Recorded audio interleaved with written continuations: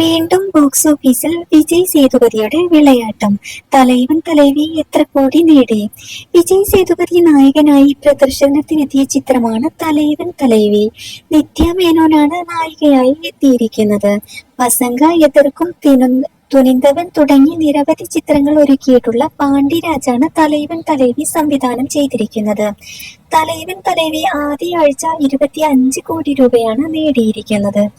Yes എന്ന ചിത്രത്തിന്റെ റിലീസിന് ശേഷം 2 മാസത്തിനിപ്പുറം തിയേറ്ററുകളിലെത്തിയ വിജയ് സേതുപതി ചിത്രമാണ് തലൈവൻ തലൈവി.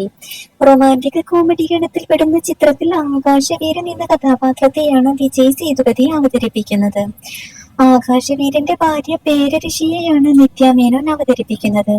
ഒരു ഹോട്ടൽ നടത്തിപ്പുകാരനാണ് ചിത്രത്തിലെ നായകൻ. നേരത്തെ 2022 പുറത്തെത്തിയ മലയാള ചിത്രം 19(1)A യിൽ വിജയ് സേതുപതിയും ഒരുമിച്ച് അഭിനയിച്ചിട്ടുണ്ട്.